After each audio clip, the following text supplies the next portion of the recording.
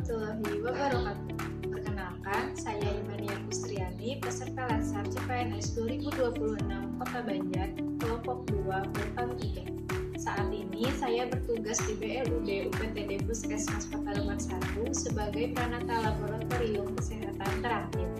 Kali ini saya akan meresum materi agenda 3 tentang Smart ASN. Sesuai dengan 5 arahan Presiden dalam upaya percepatan transformasi digital, pengembangan SDM merupakan salah satu fokus Presiden.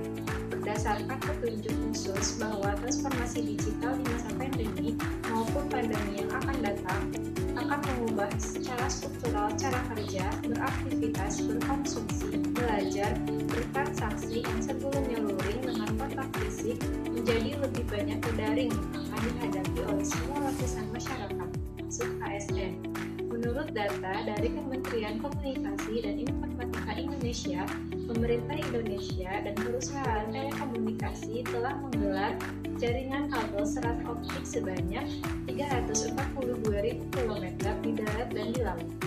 Jaringan ini merupakan tulang punggung atau backbone konektivitas teknologi informasi dan komunikasi. Ditambah lagi, ada lebih dari 12.000 km dibangun di bawah proyek nasional jaringan Palaparing.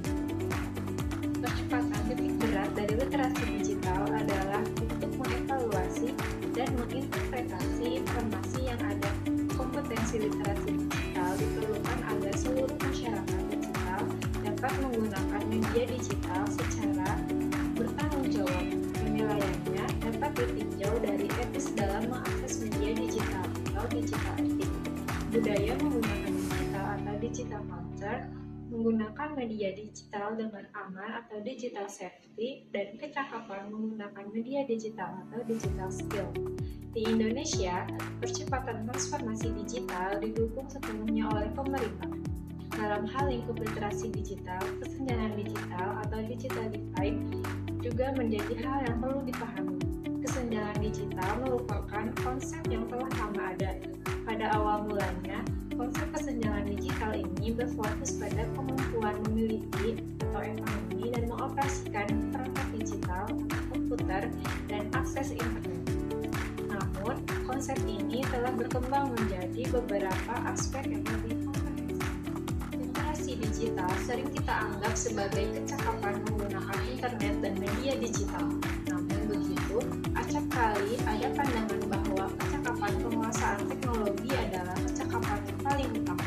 Padahal literasi digital adalah sebuah konsep dan praktik yang bukan sekadar menitik beratkan pada kecakapan untuk menguasai teknologi. Lebih dari itu, literasi digital juga banyak menekankan pada kecakapan pengguna media digital dalam melakukan proses mediasi. Media digital yang dilakukan secara produktif. Terdapat dua poros yang membagi area setiap domain kompetensi.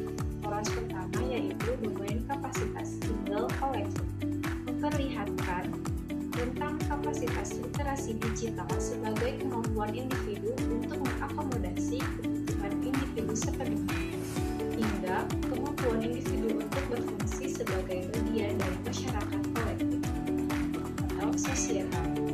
Sementara poros berikutnya adalah domain ruang informal formal yang memperlihatkan ruang peningkatan dalam penerapan kompetensi literasi digital. Ruang informasi ditandai dengan pendekatan yang cair dan fleksibel dengan instrumen yang lebih menekankan pada kumpulan individu sebagai sebuah kelompok atau komunitas masyarakat.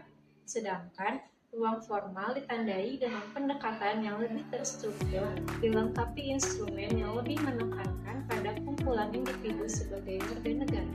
Dunia digital saat ini telah menjadi bagian dari keseharian kita. Berbagai fasilitas dan aplikasi yang tersedia pada gawai sering kita gunakan untuk mencari informasi bahkan solusi dari permasalahan kita sehari-hari. Pola kebiasaan baru untuk belajar dan bekerja dari rumah secara daring ikut membentuk perilaku kita berinternet. Literasi digital menjadi kemampuan wajib yang harus dimiliki oleh masyarakat untuk saling melindungi hak digital setiap warga negara. Sekian yang bisa saya sampaikan. Mohon maaf bila ada